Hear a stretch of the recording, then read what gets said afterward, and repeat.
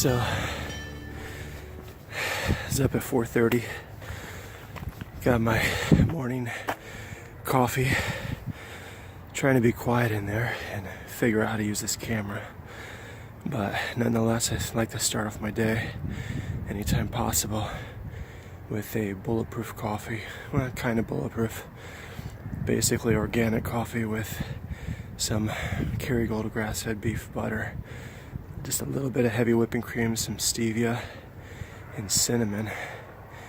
And then Tony Robbins always talks about when you get up, you want to change your physiological state right away. So as soon as I get my coffee ready and get my jacket on, I try to, right before I go out on my walk, I try to do some push-ups and just curls just to get that blood pumping.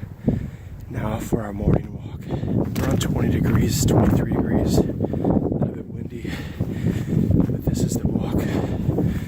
I try to go for about, 3 miles or so every morning, just a peaceful walk.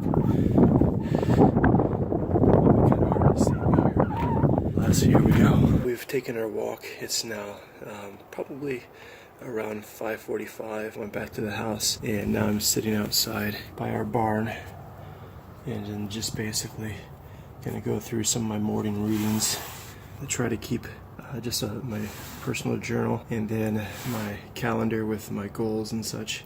But then I have my Bible. I try to read something that is about either business or something like that. I'm reading something, which this one here is Kenneth Copeland's book on the blessings of the Lord. And then I have another book that a friend gave me that's more on how to love, give, and serve and be the best, most amazing vessel possible with the right heart. So anyway, time to get into my morning readings and studying. Talk soon.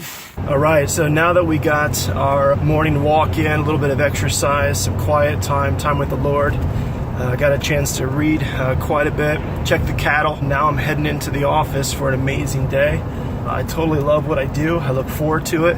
And so generally on my way into the office, I've got about a 15-minute drive or so. What I usually do is I try to use all my time as wisely as possible. I try to, listen to some of my favorite worship music that kind of gets my spirit going, if you will. And then following that, a lot of times I'll put on a teaching, something maybe motivational, something to make sure that my head is right in terms of getting into the office and making sure I'm able to not only lead my team effectively, but then also to be able to be the servant that I am for all the patients. And so I'm excited about that. And so I'm going to go ahead and kind of engage in that a little bit so we can get ready for our day.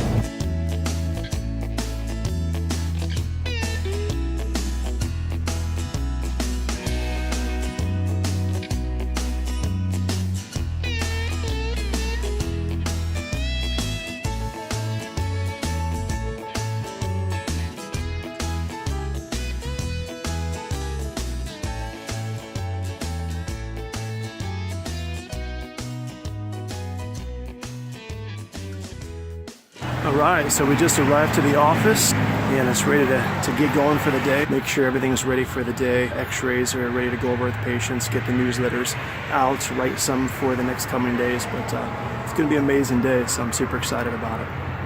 All right, so now it's nearly 2 in the afternoon. I just finished the morning shift at the office and I'm on my way home to grab a quick bite.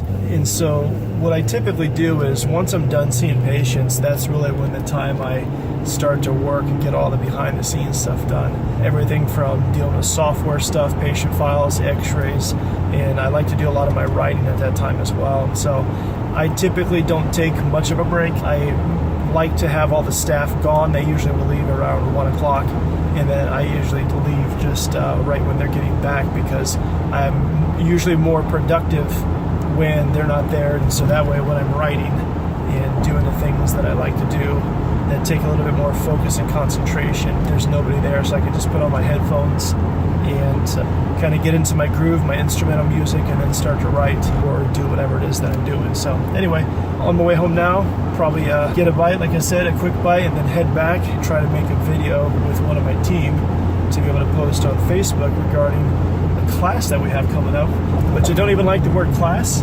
because there's a negative connotation with that.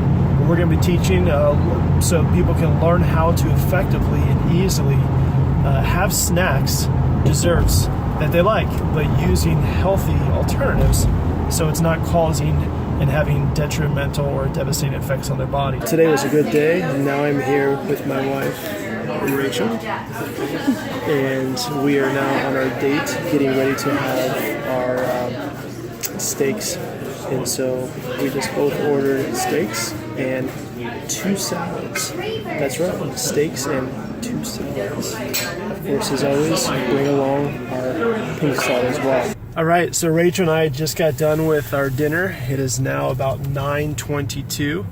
We are leaving Gas House, and what other kind of day is there than fresh time? They close at 10, so we're on our way up there now to get some good, nutritious snacks, hopefully. Maybe some Lily's chocolate. We'll have to wait and see.